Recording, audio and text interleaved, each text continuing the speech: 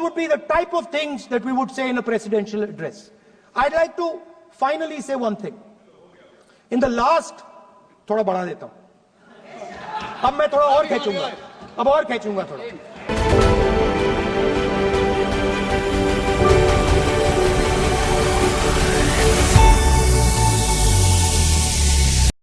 वो मक्खन बांटने वाली, हलवा बांटने वाली फोटो, मैं हैरान हो गया कि इस बार फोटो ही हटा दी. हलवा खिलाया मगर दिखाया नहीं किसको खिला रहे. Please.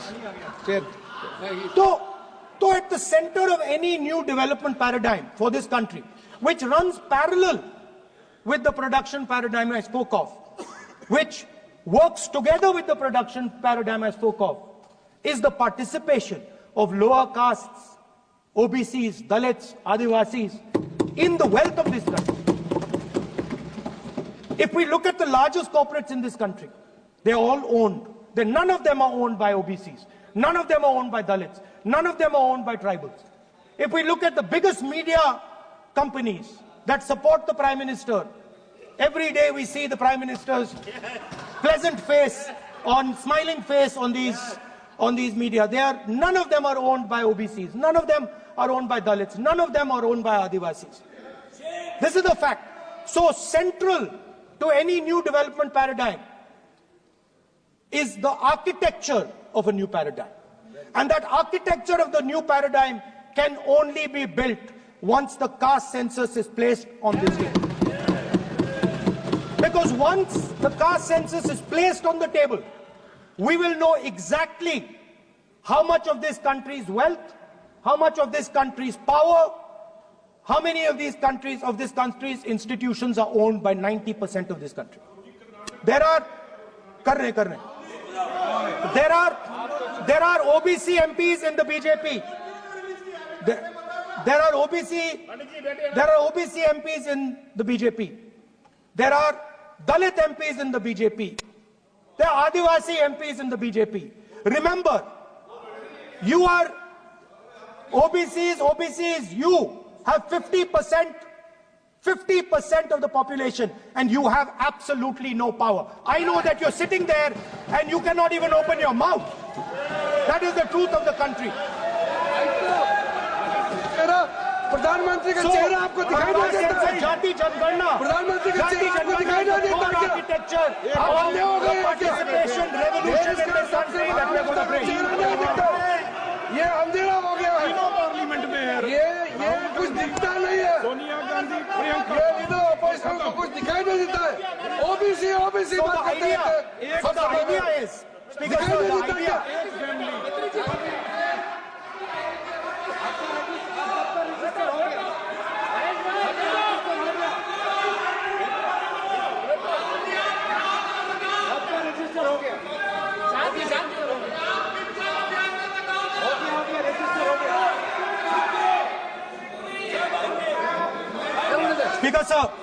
Speaker sir, so the idea is, on one side, allow India and the Indian youngsters to participate in the coming mobility revolution.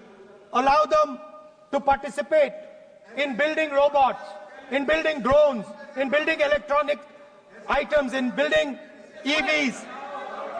And on the other side, running parallel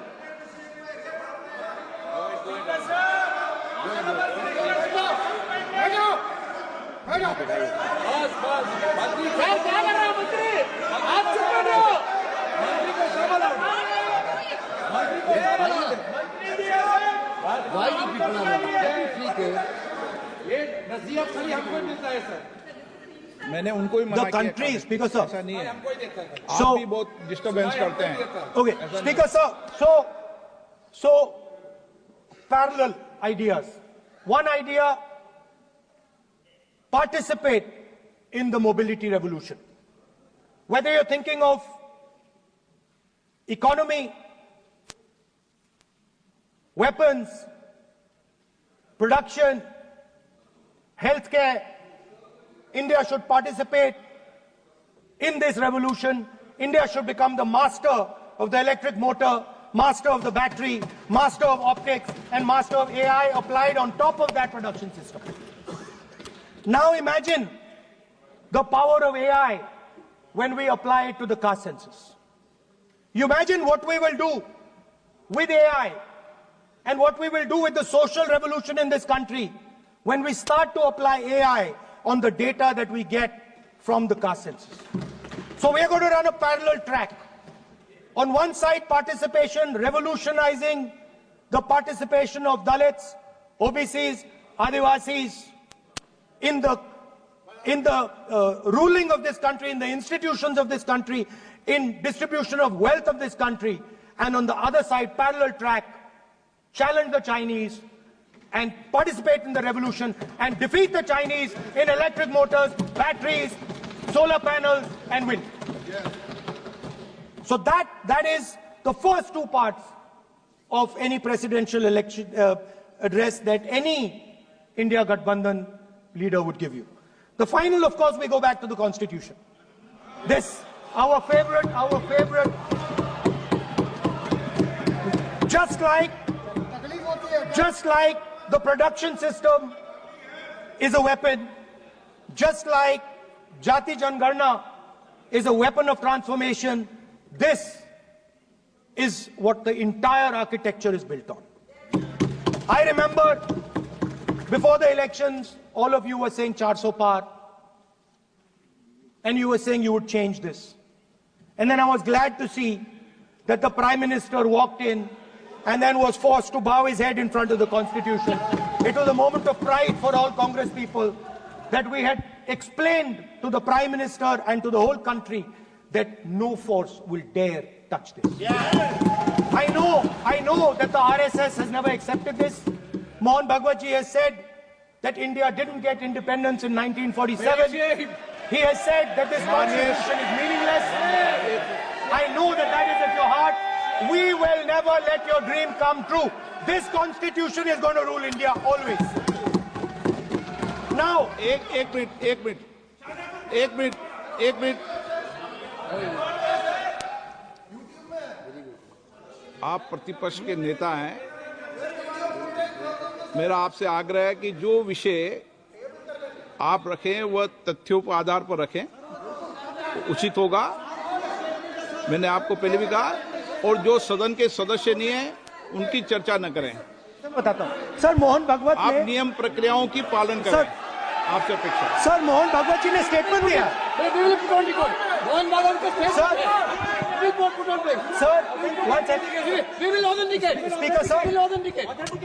Speaker sir, Mohan Bhagwat ji made a statement saying that India did not receive independence in 1947. It received independence when the Ram Mandir was inaugurated. We will place that on the table. Now, sir, I would like to mention one small thing, but very important thing. Speaker sir, this constitution is supported by this constitution is supported by the vote of our people. Without the secure vote of the Indian people, this constitution means nothing.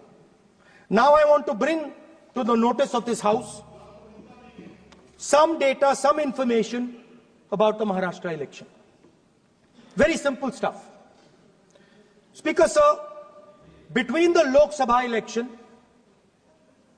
which the India Alliance won, and the Vidhan Sabha election,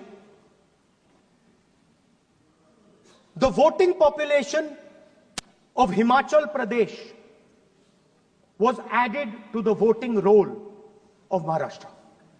Meaning the entire population of Himachal Pradesh was added to the voter rolls of Maharashtra. Please understand what I am saying.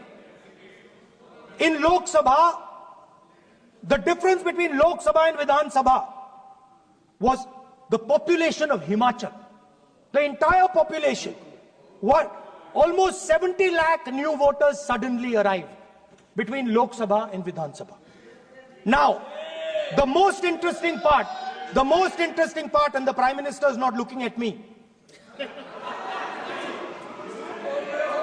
The most interesting पूरा part. सुन रहा है, मजबूरी है। आप The तर्क most पे बात कर रहे हैं, interesting तर्क part पे नहीं, सब मैं कह रहा हूं कि सुनेंगे, देख नहीं रहे मुझे। तर्क पे बात करो। मुंह नीचे कर लिया suddenly. The most interesting part is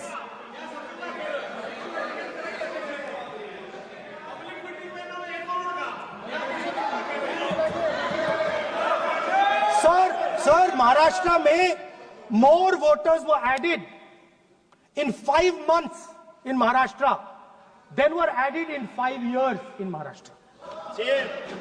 जितने 5 साल में ऐड हुए उससे ज्यादा 5 महीने में ऐड हुए, आखिरी 5 महीने में लोकसभा चुनाव के बाद। सर, एक बिल्डिंग है सर शिरडी में, एक बिल्डिंग में 7,000 नए वोटर एक बिल्डिंग में ऐड हुए सर। एक बिल्डिंग में 7,000 नए वोटर ऐड हुए सर। सर, मैं कोई आरोप नहीं लगा रहा हूं, मैं कोई आरोप नहीं लगा रहा हूं, मैं सिर्फ ये कह रहा हूं सर कि ये इसमें कुछ ना कुछ प्रॉब्लमैटिक है कि हिमाचल प्रदेश जितने बड़े वोटर्स लोकसभा के बाद जादू से आ जाते हैं। अब हम क्या कह रहे हैं, हमने इलेक्शन कमीशन से रिपीटेडली कहा है कि हम आरोप नहीं लगा रहे हैं, आप एक काम कीजिए, हमें लोकसभा की वोटर लिस्ट दे दीजिए, नेम एड्रेस और इलेक्ट्रॉनिकली दीजिए, और विधानसभा नहीं है, नहीं सर, नहीं, स्पीकर सर, वो सब वेबसाइट पे रहती है, सब जानते हैं, कभी भी कोई निकाल सकता है। स्पीकर सर, मैं समझा देता हूं सर। स्पीकर सर, वो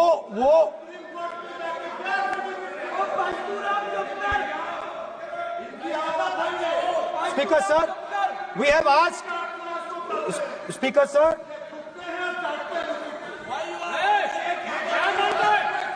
speaker sir, we are asking this question, speaker sir, population of Himachal Pradesh,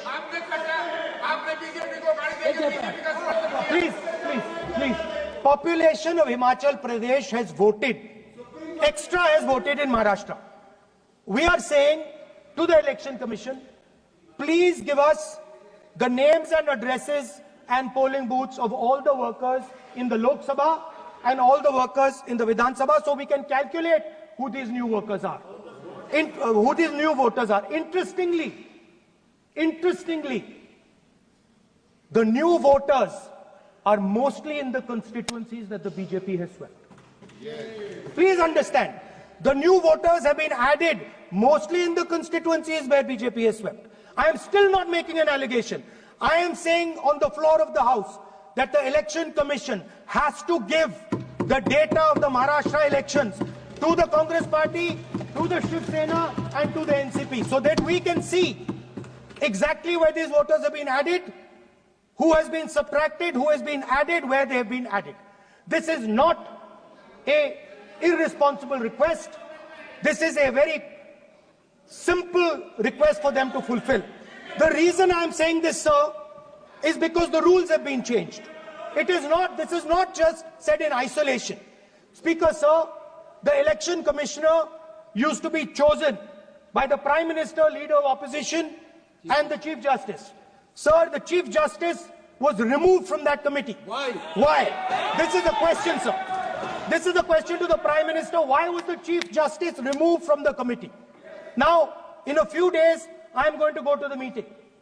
I am going to go to the meeting. There's going to be Mr. Amit Shah and Mr. Modi ji. And there's going to be me. 2 to 1. Why am I even going to the meeting? What is the purpose of me going to the meeting? I'm only going to the meeting to certify what Modi ji and Amit Shah ji are going to say. Right? Whereas if the Chief Justice was there could be a discussion. Chief Justice and Leader of Opposition could say, no, we don't agree. So, there seems to be a calculated strategy. Now, just prior to the Lok Sabha, the election commissioner was changed and 2 new election commissioners were placed. Yes.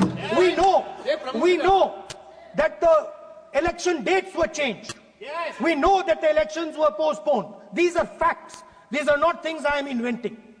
So, in order to safeguard this constitution, the entire opposition requests the data for the Maharashtra election. We request the data and the electoral voter list for Lok Sabha and the corresponding list for Vidhan Sabha. And I am very confident that the Election Commission will not give us this information.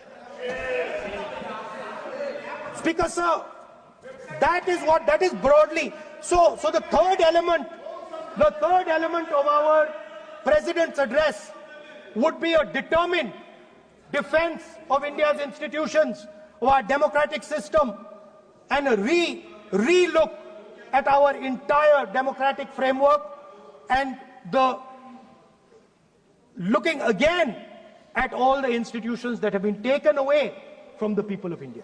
So those would be the type of things that we would say in a presidential address. I'd like to finally say one thing. In the last, थोड़ा बढ़ा देता हूं. अब मैं थोड़ा और खींचूंगा. अब और खींचूंगा थोड़ा. अब और खींचूंगा. So in the last, there is a background, a philosophical background to what I am saying. Essentially, what I am saying to the youngsters of India and to this house is that instead of focusing on multiple things, instead of telling us a laundry list, give us a strategy, give us a vision, make it clear, right? Now, there is a philosophical basis to this.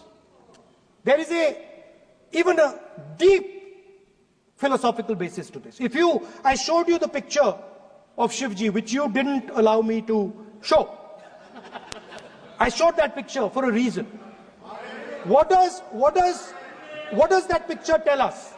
If you look at that picture carefully, it tells us focus carefully. Do not get distracted. Do not look here and there. Do the job at hand. So there is a philosophical basis to the speech I have given. I have not told the House and the country that we will do this, and this. This is the philosophy of Shivji. Say what you have to say, but be clear that you're going to do that one thing and don't do 56, 70 different things. So there is a link between our philosophical tradition, our religious tradition, and what I'm saying. And that is what India needs to do. India needs to connect the past, the values of the past. You talk about Sardar Patel ji, but you destroy Sardar Patel ji's values every day. You talk about Ambedkar ji, you destroy his values every day. You talk about Nehru ji. No, you don't talk about Nehru ji. Right? You bow in front of Buddha. You destroy what he says. So the point is, you have to be truthful to what you are, right? And it is important that when you are giving a way forward to the nation, there is clarity of purpose. There is no hatred, there is no violence, there is no anger, because these things are destroying our country. So my speech has not been angry, has not been nasty. My speech has been very polite, very kind, and I thank the Prime Minister for coming and listening to it. Man